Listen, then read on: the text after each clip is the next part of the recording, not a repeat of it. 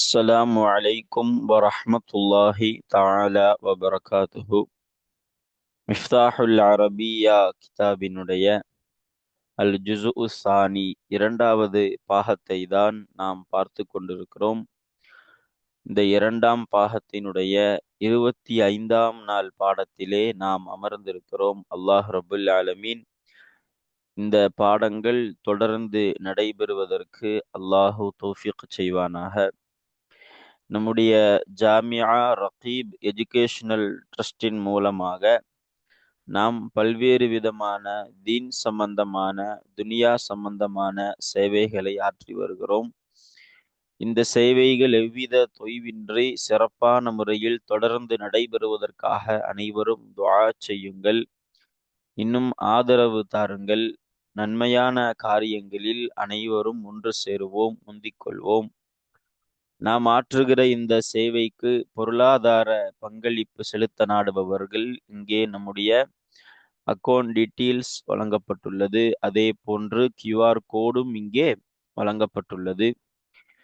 இதன் மூலம் தங்களுடைய பங்களிப்புகளை செலுத்தலாம். அல்லாஹ் ரபுல் ஆலமீன் நன்மையான காரியங்களில் நம் அனைவர்களையும் அல்லாஹு ஒன்று சேர்ப்பானாக. ஆமீன் யா ரப்பல் ஆலமீன். 25ஆம் நாள் பாடமான இன்றைய பாடத்திலே நாம் மிஃப்தாஹுல் அரபியா கிதாபினுடைய இரண்டாம் பாகத்தினுடைய அத்தருசுல் ஹாதி அஷர 11வது பாடத்தினுடைய தம்ரீனாத்துகளை தான் நாம் பார்க்க இருக்கிறோம். கடந்த பாடத்திலே இந்த 11வது பாடம் அதை குறித்த அந்த பாடத்தில் சொல்லப்பட்ட உதாரணங்களை எல்லாம் நாம பார்த்தோம். இப்போ அந்த 11வது பாட கிதாபுடைய வரிசையில் 11வது பாடத்தினுடைய தம்ரீன்களை தான் நாம் இன்றைய தினம் பார்க்க இருக்கிறோம் இன்ஷா அல்லாஹு தஆலா. வாருங்கள் கிதாபிற்குள்ளால் செல்லலாம். பிஸ்மில்லாஹிர் ரஹ்மானிர் ரஹீம். இப்பொழுது நாம இந்த 11வது பாடத்தினுடைய பயிற்சிகளை பார்க்க இருக்கிறோம். அதில் முதல் பயிற்சி அலிஃப். இந்த பாடத்துல 3 பயிற்சிகள், அலிஃபு, பா, அதை தொடர்ந்து ஜீம் அப்படின்னு 3 பயிற்சிகள் கேட்கப்பட இருக்கிறார்கள். நாம ஒரு விஷயத்தை விளங்கணும். இது பாடம் சம்பந்தமானதல்ல, ஒரு கேள்வி. அலிஃபு பாவுக்கு பிறகு தா தானே வரணும். நம்ம படித்த வரிசை அப்படிதான். அலிஃபு பா தா இப்படிதான் படிச்சிருப்போம். இது என்ன அலிஃபு பா ஜீம், பாவுக்கு அடுத்து ஏன் ஜீம் வருது அப்படிங்கிற மாதிரி ஒரு கேள்வி. அதற்கு என்ன பதில்னா, நம்ம ஒரு விஷயத்தை விளங்கணும். அலிஃபு பா தா அப்படிங்கிற வரிசை இருப்பது போல அபுஜது அப்படின்னு ஒரு வரிசை இருக்கு. அபுஜது ஹவ்வஸு அப்படின்னு சொல்லுவாங்க. அது ஒரு கணக்கு போடக்கூடிய ஒரு வரிசையுடைய ஒன்று. அபுஜது ஹவ்வஸு ஹுத்தி அப்படிங்கிற மாதிரி ஒரு கவிதை வடிவிலேயே அந்த வரிசையை சொல்லி தருவாங்க. அந்த வரிசையில பார்க்கும்போது அலிஃபு பாக்கு அடுத்து ஜீம் தான் வரும். அதை தான் அபு அலிஃபு பா ஜீம்னு நமக்கு சொல்றாங்க. அப்போ என்பதை நாம ஒரு அதிகப்படியான விளக்கமாக தெரிந்து கொள்ள வேண்டும். இப்போ முதலாவது பயிற்சி அலிஃப். இதுல ஒரு 7 கேள்விகள் கேட்க இருக்கிறாங்க. இந்த 7 கேள்விகளும் பாடத்திற்கு உள்ளிருந்து வரக்கூடிய கேள்விகள் தான். பாடத்திற்கு உள்ளிருந்து கேள்விகளை எடுத்து நமக்கு கேட்கிறாங்க. நாம பாடத்திற்கு உள்ளிருந்து அதற்குரிய பதிலை நாம கொடுக்கணும். இப்ப பாருங்க, முதலாவது கேள்வி என்னது? ஐயு ஷைஇன் ஷரிப ஹாலிதுன் அப்படின்னு கேட்டிருக்காங்க. உங்க கேட்க வந்த நோக்கம் என்னன்னா, ஹாலிது எந்த வஸ்துவை குடித்தான் அப்படின்னு கேட்கிறாங்க. அதற்கு எப்படி போட்டிருக்கணும்னா ஐய அப்படின்னு வரணும். ஏன்னா ஷரிப உடைய மஃபூலு முகத்தமாக இது ஆகும். ஐய ஷைஇன் ஷரிப ஹாலிதுன் அப்படிதான் வரணும். இஸ்திஃபாமினுடைய முறைகளில் ஒன்றது. இஸ்திஃபாம் என்பது சதுருல் கலாமை தேடும் அப்படிங்குவாங்க.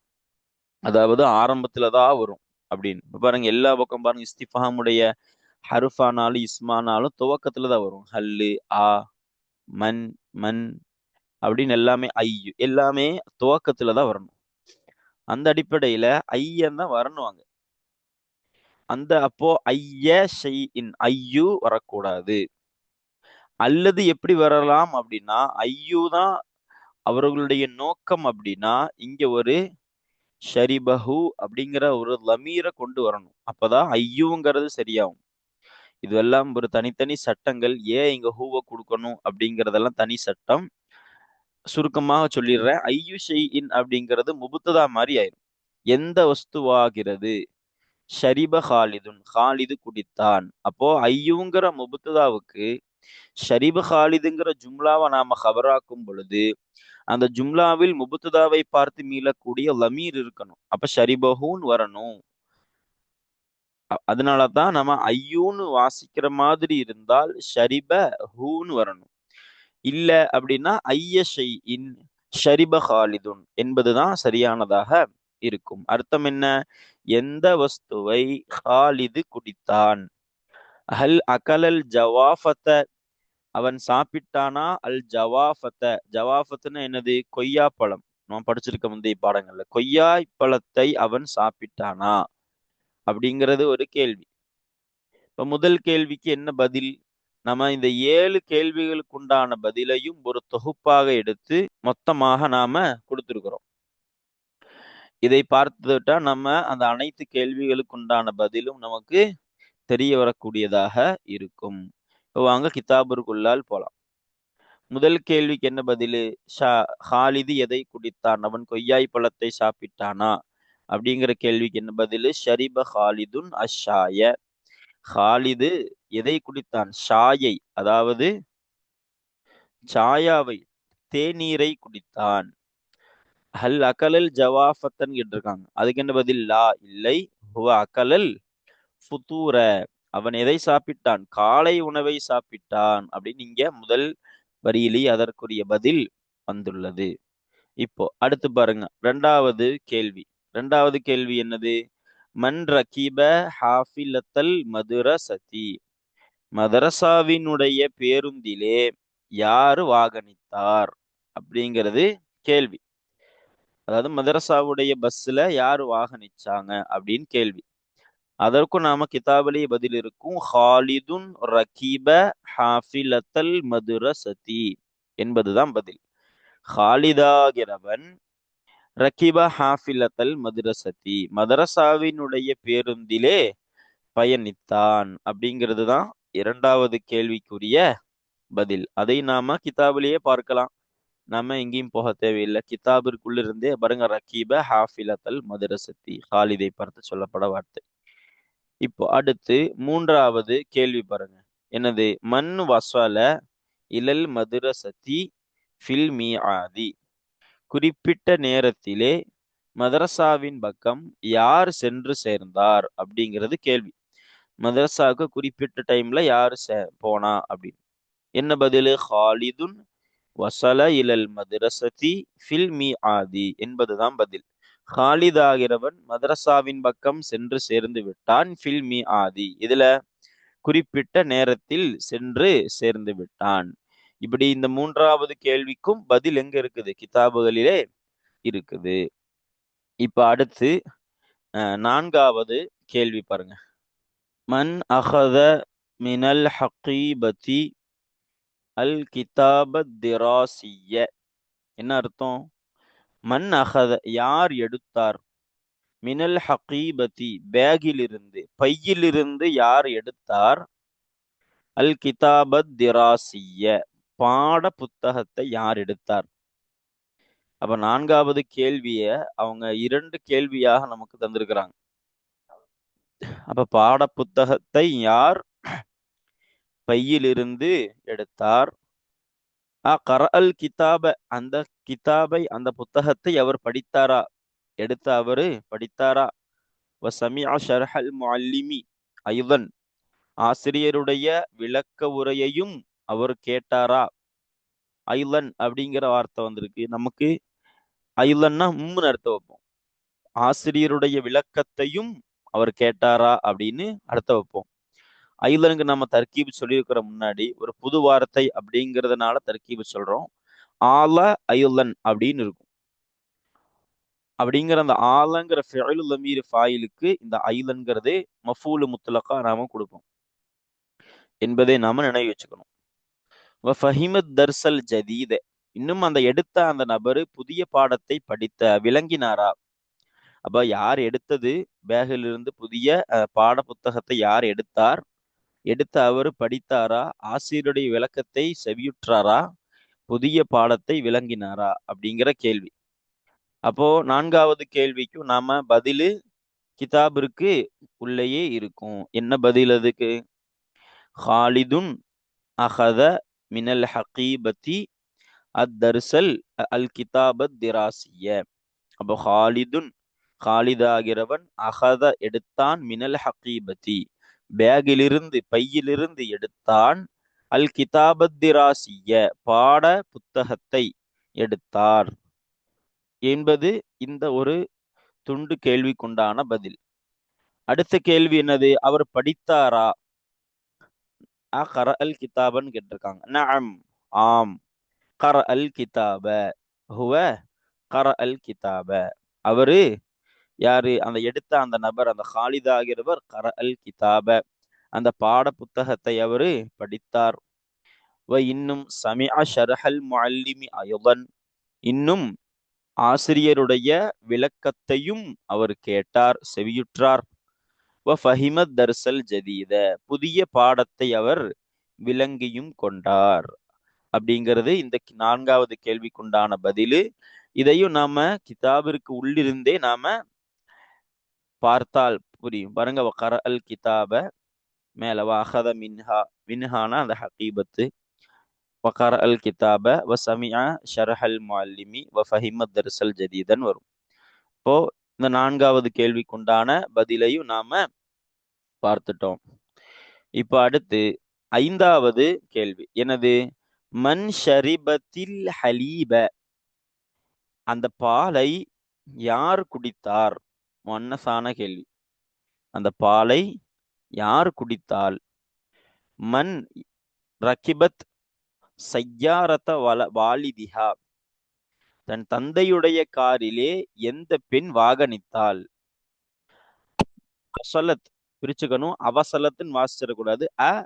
வசலத் இலல் மதுரசதி அலல் மீஆதி, குறிப்பிட்ட நேரத்தில் மதரசாவின் பக்கம் அந்த பெண் சென்று சேர்ந்தாளா என்பது கேள்வி. இதுவும் பாடத்திற்கு உள்ளிருந்தா கேட்கறாங்க, நாம பாடத்திற்கு உள்ளிருந்தே பதில் அளிக்கலாம். என்ன பதிலு? பாலை குடித்தது யாரு? சஈதத்து ஷரிபத்தில் ஹலீப, சஈதா எனும் பெண் தான் ஷரிபத்தில் ஹலீப அந்த பாலை குடித்தாள் அப்படின்னு பதில். யாரு அவளுடைய தன்னுடைய தந்தையுடைய காரிலே வாகனித்தது யாரு? சஈதத்து ரகிபத் சய்யாரத வாலிதிஹா, சஈதா தான் தன் தந்தையுடைய காரிலே மகிழுந்திலே வாகனித்தாள். அடுத்த கேள்வி, வசலத் இலல் மதுரசத்தி அலல் மீஆதி, குறிப்பிட்ட நேரத்துல அந்த சஈதா மதரசாவின் பக்கம் சென்று சேர்ந்தாளா? நஅம் என்பது பதில். ஆம், அவள் வசலத் ஹிய வசலத் இலா மதுரசத்திஹா அலல் மீஆதி, அந்த சஈதா தன் மதரசாவின் பக்கம் குறிப்பிட்ட நேரத்திலே சென்று சேர்ந்து விட்டாள் என்பதுதான் இந்த ஐந்தாவது கேள்விக்குண்டான பதில். இதையும் நாம கிதாபுகளிலேயே நாம பார்க்கலாம். கிதாபுகள்ல பார்த்த மாதிரியே நாம அடுத்து எழுதிடக்கூடாது. கிதாபை படித்து பதிலை விளங்கிட்டு கேள்விக்கு தோதுவாக நாம் பதில் எழுதணும். கேள்விக்கு தோதுவாகனா என்னது? இப்போ கிதாபை படித்தாரா அப்படின்னு கேட்கும்போது கர அல் கிதாபன் போடக்கூடாது, நஅம் அப்படின்னு ஒரு பதில கொடுக்கணும். ஆம் கரஹுவ கர அல் கிதாப அப்படி பதில் கொடுக்கணும். அதே மாதிரி அவள் மதரசாவின் பக்கம் சென்று சேர்ந்தாளா குறிப்பிட்ட நேரத்தில், வசலத்தின் பதில் தொடங்கிடக்கூடாது. நஅம், ஆம், அவள் குறிப்பிட்ட நேரத்தில் மதரசாவின் பக்கம் சென்று சேர்ந்தாள். அப்படி நாம பாடத்துல இருக்கக்கூடிய வார்த்தைகளிலிருந்து பதிலை விளங்கிட்டு கேள்விக்கு தோதுவாக பதிலை அமைக்கணும். அடுத்து ஆறாவது கேள்வி என்னது? ஹல் கரஅத் சஈதத்து அத்தர்சல் ஜதீத, சஈதா படித்தாளா அத்தர்சல் ஜதீத புதிய பாடத்தை சயீதா படித்தாளா? ஐய ஷைஇன் சமிஅத். இங்க சரியா கேட்டிருக்காங்க பாருங்க. மேல வந்து ஐயு அப்படின்னு பிரிண்டிங் மிஸ்டேக் வந்தது, ஐயா தான் வரும். இங்க பாருங்க தெளிவா ஐய ஷைஇன் சமிஅத். அந்த சயீதா எந்த வஸ்துவை, எந்த ஒன்றை அவள் செவியுற்றாள். ஐயன்னு தெளிவான முறையில நசுபு வச்சு போட்டாங்க. இதுதான் ஆறாவது கேள்வி. என்ன கேள்வி? சயீதா புதிய பாடத்தை படித்தாளா? அப்ப கேள்வி இது. பதில் எப்படி எழுதணும்? நஅம், ஆம். அப்படியே இந்த ஹல்லுக்கு தோதுவாக பதில் எழுதணும். நஅம் சயீதத்து கரஅத்தி தர்சல் ஜதீத. சயீதா புதிய பாடத்தை படித்தாள் அப்படின்னு தான் நாம என்ன பண்ணணும்? பதிலை எழுதணும். நேரடியா கரஅத்துன்னு பேரக்கூடாது, நஅம்னு போட்டுட்டு தான் நாம பதில் எழுதணும். ஐயஷையின் சமியாத், அவள் எந்த ஒன்றை செவியுற்றாள், எதை கேட்டாள்? அப்ப ஹிய அவள் சமியாத்து செவியுற்றாள், கேட்டாள். ஷர்ஹல் முஅல்லிமி, ஆசிரியரினுடைய விளக்க உரையை கேட்டாள். அதெல்லாம் இந்த பாடத்திலேயே நமக்கு சொல்லப்பட்ட வார்த்தைகள் தான். பாருங்க, கரஅத்து அல் தர்சல் ஜதீத வ சமியாத்து ஷர்ஹல் முஅல்லிமி என்றெல்லாம் வரும். இப்ப அடுத்து இறுதியான கேள்வி, முதலாவது பயிற்சியுடைய இறுதி கேள்வி என்னது? மன் கதபத்தில் அல்ஃபாதல் ஜதீதத்த. யாரு புதிய வார்த்தைகளை எழுதினால் என்பது கேள்வி. யார் புதிய வார்த்தைகளை எழுதினால்? அதற்கு நாம பாடத்திலேயே பதில் எடுக்கணும். சயீதா தான் எழுதியிருக்கிறா. அப்ப எப்படி இந்த கேள்விக்குண்டான பதிலாக கொடுக்கணும்? சயீதத்து, சயீதாவாகிறவள், கதபத் அவள் எழுதினாள், அல் அல்ஃபாதல் ஜதீதத்த புதிய வார்த்தைகளை அவள் எழுதினாள். ஃபி தஃப்தரிஹான்னு பாடத்துல வரும், அவளுடைய நோட்டிலே எழுதினாள். அது கேள்வி இல்லாதனால நாம அதை பதில கொடுக்கல. எதிலே எழுதினால்னு கேட்டிருந்தாங்கன்னா நம்ம ஃபி தஃப்தரிஹா அப்படின்னு கொடுத்துருக்கலாம். யார் எழுதினால் அப்படிங்கிற ஒரு கேள்வி. பொதுவா கேள்வியை பொறுத்த வரைக்கும் நாம பதில் எழுதும் பொழுது என்ன கேள்வியோ அதற்குரிய பதிலை மட்டும்தான் கொடுக்கணும். யார் எழுதினால்? சயீதா எழுதினால், அவ்வளவுதான், முடிஞ்சது. எங்கே எழுதினாலும் கேள்வி வந்தாதான் நம்ம பதில் எழுதணும். அதனால நாம அதை எழுதல. சரி, இப்போ முதல் பயிற்சியுடைய 7 கேள்விகளும் அதற்குரிய பதில்களும் நிறைவு பெற்றது, அல்ஹம்துலில்லா. இனி அடுத்த பயிற்சி பாவுடைய பயிற்சியை நாம பார்ப்போங்க. இப்போ இந்த பாவுடைய பயிற்சியில ஒரு சில வார்த்தைகளை கொடுத்துருக்குறாங்க. பாருங்க, ஒரு 4 வரியில ஒரு ஒரு சில வார்த்தைகளை கொடுத்துருக்குறாங்க. அப்ப இந்த வார்த்தைகளுக்கு என்ன செய்யணுங்கிறாங்கன்னா, இந்த பாவுடைய பயிற்சியில இஅராபை சரியாக வைத்து படிக்கணும். எங்க ஃபாயிலுடைய இஅராபை சரியாக வைக்கணும். எது மஃஊலோ மஃஊலுடைய இஅராபை சரியாக வைக்கணும். ஒரு முஅன்னஸ் தா கொண்ட ஒரு ஃபிஅல் அலிஃப்லாம் உள்ள ஒரு இஸ்மோடு சேரும் பொழுது அங்க எந்த மாதிரியான இஅராபுகள், அந்த கடைசி எழுத்திற்கு என்ன ஹரக்கத் கொடுக்கணும் அப்படின்னு இஅராபை சரியாக வைத்து படிக்க சொல்றாங்க. அதுக்கடுத்து அந்த இஅராபோடு சேர்த்து எழுதணும். நம்ம அர்த்தத்தையும் சேர்த்து பார்ப்போம். அதற்கு பிறகு சொல்றாங்க, உருதுல இதற்கு மொழிபெயர்ப்பு செய்யுங்க அப்படிங்கிறாங்க. இப்போ உருது மொழி யாருக்கு தெரியுமோ அவங்க இந்த வார்த்தைகளுக்கு மொழிபெயர்ப்பு செய்துட்டா உருதுவினுடைய ஒரு சில விஷயங்களை நம்ம படிச்ச மாதிரி இருக்கும். அப்போ இப்போதைக்கு நாம இந்த வார்த்தைகளுக்குண்டான முறையான இஅராபையும் எப்படி வாசிக்கணும், ஏன் அப்படி வாசிக்கணும், அதனுடைய பொருளையும் நாம இன்ஷா அல்லாஹ் பார்ப்போம். முதலாவது வார்த்தை என்னது? அகலத். ரஷீதத்து, ரஷீதா சாப்பிட்டாள். அல் ஜவாஃபத்த, எதை? கொய்யாய் பழத்தை சாப்பிட்டாள். அப்போ ரஷீதா என்பது இங்க என்னது? ஃபாயில் மர்ஃபூ. அல் ஜவாஃபத்த என்பது மஃஊலு மன்சூப். லாஹிரத்தான லம்மத்தை கொண்டு ரஃபாய் இங்க ரஷீதாக்கு வரும். லாஹிரத்தான ஃபதஹத்தை கொண்டு நஸ்பு இங்க ஜவாஃபத்துக்கு வரும். அக்கலத் என்பது மாதியான ஃபிஅல், அது ஃபதஹின் மீது மப்னியாகவே இருக்கும். இப்ப அடுத்து ஷரிப ஹாமிதுன் அல் கஹுவத்த. ஹாமிது குடித்தான். அல் கஹுவத்த, எதை? காப்பியை, காஃபியை குடித்தான் அப்படி அர்த்தம். பொதுவா கஹுவத்த அப்படின்னா காஃபி, அதாவது காலை நேரத்துல குடிக்கக்கூடிய ஒரு பானத்துக்கு பேர் தான் கஹ்வத் அப்படின்னு சொல்லுவாங்க. அதே அரபுகள் புழக்கத்துல காவா காவா அப்படின்னு புழங்கியிருப்பாங்க. கஹ்வத் அப்படிங்கிற வார்த்தை தான் அது அதிக புழக்கத்தினால கஹ்வத்துங்கிற வார்த்தை காவா அப்படின்னு மாறி இருக்கு. அப்ப கஹ்வத்தான என்னது? காலையில அருந்தக்கூடிய ஒரு பானம். அதைத்தான் நாம காஃபி அப்படின்னு சொல்றோம். காப்பியை ஹாமிது குடித்தான். இங்க நமக்கு தெரியும் ஹாமிது ஃபாயில், அல் கஹ்வத்த மஃபூலு. யாராபை நீங்களாகவே வைத்துக் கொள்ள வேண்டும். அப்பதான் நமக்கு யாராபு பயிற்சியாக வரக்கூடியதா இருக்கும். இந்த ஒவ்வொரு வார்த்தைகளையும் எழுதி அதை சரியான ஹாமிதுன் அப்படின்னு போட்டுட்டு ரஃபாய், எதை கொண்டு ரஃபாய் எழுதணும். அல் கஹ்வத்த என்று போட்டுட்டு நஸ்பு, எதை கொண்டு நஸ்புன்னு ஒவ்வொரு வார்த்தைக்கு நாம இப்படி யாராவை எழுதி பழகணும்னா நமக்கு நினைவில் பதியக்கூடியதாக இருக்கும். அடுத்து ஃபதஹ நபீலுன் அல் பாப, நபீல் திறந்தான், அல் பாப எதை திறந்தான்? வாசலை திறந்தான்.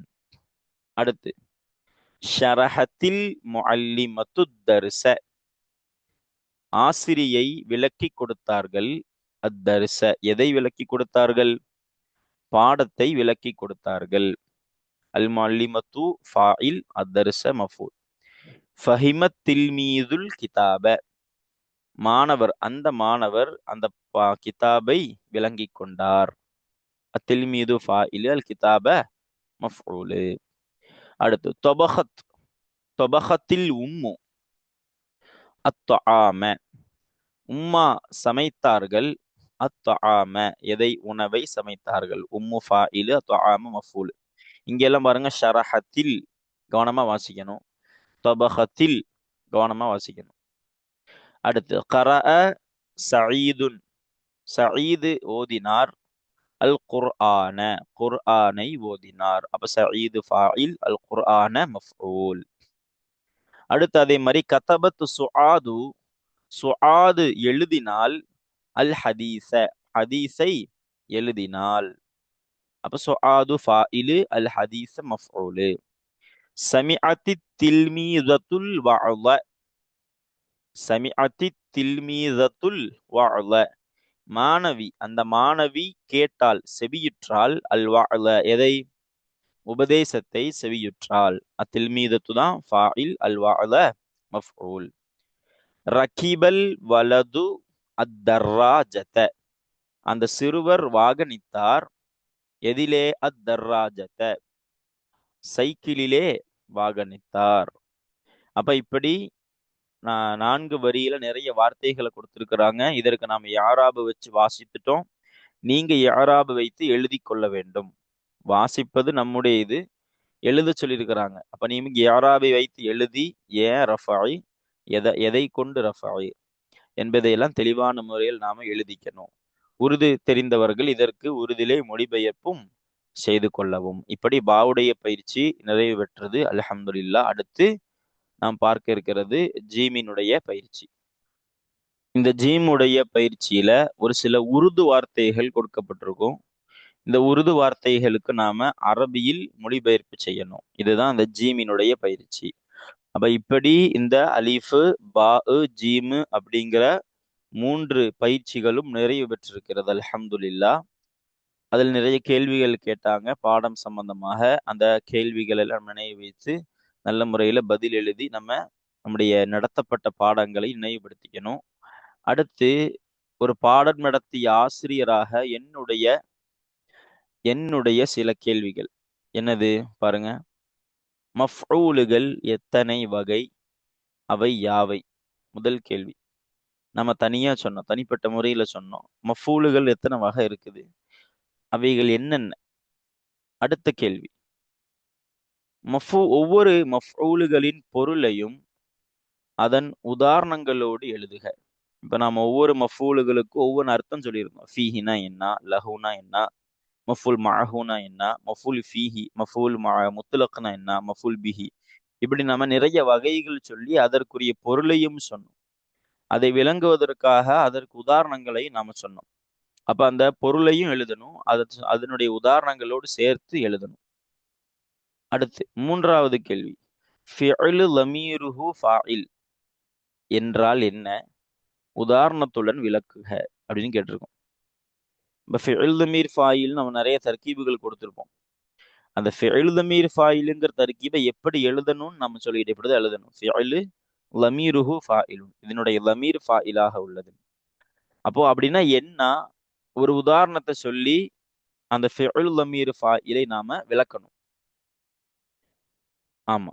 அடுத்து 4வது கேள்வி என்னது, இந்த பாடத்தில் வந்த மௌசூ சிஃபத்துகளையும் அதன் சட்டங்களையும் குறிப்பிடுகிறோம். இந்த பாடத்தில் நிறைய மௌசூ சிஃபத்துகள் வந்துச்சு. அல் கிதாபத் திராசிய, அல் அல்ஃபால் அல் ஜதீதத்தை, நிறைய வார்த்தைகள் வந்தது. நாம என்ன பண்ணணும்னா அந்த பாடத்துல வந்த மௌசூப் சிஃபத்துகளை எடுத்து, இந்த பாடம் மஃபூலுகள் சம்பந்தமான பாடமா இருந்தாலும் இதற்கு முன்பாக நாம பார்த்தது நிறைய மௌசூப் சிஃபத்தினுடைய பாடங்களை பார்த்தோம். அந்த பாடத்தை இந்த பாடத்தோடு சேர்த்து படிக்கணும். அப்ப எங்கெங்க மௌசூப் சிஃபத் உதாரணங்கள் வந்து இருக்குது, அதன் சட்டங்கள் என்ன, நம்ம சட்டம் படிச்சிருக்கோமா இல்லையா? ஒயர் ஆகிலான மௌசூப் வந்தால் சிஃபத் ஒருமையாக வரலாம், மௌசூப் பன்மையா இருந்தாலும் சிஃபத் ஒருமையாக வரலாம். இப்படி நிறைய சட்டங்கள் படிச்சிருக்கிறோம். அந்த சட்டங்களை எல்லாம் இந்த பாடத்துல கொண்டு வந்து நம்ம சேர்த்து படிக்கணும். இப்படி இந்த பாடத்துல வந்த மௌசூப் சிஃபத்துகளையும் நம்ம எழுதி அதன் சட்டங்களை குறிப்பிடணும். இதை நம்ம படித்தோம்னா நமக்கு கடந்த பாடம் அதே போன்று இப்பொழுது நடந்த பாடமும் நமக்கு நினைவில் பதிந்திருக்கக்கூடியதாக இருக்கும் இன்ஷா அல்லாஹு தஆலா. இனி நாம் அடுத்த பாடத்திலே நாம் பார்க்க இருக்கிறது அத்தருசு சானி ஆஷர, 12வது பாடத்தை நாம பார்க்க இருக்கிறோம் இன்ஷா அல்லாஹு தஆலா. அல்லாஹு நமக்கு பாடங்களை நிறைவாக பார்ப்பதற்கு தௌஃபீக் செய்வானாக. அஸ்ஸலாமு அலைக்கும் வரஹ்மத்துல்லாஹி தஆலா வபரகாத்துஹு.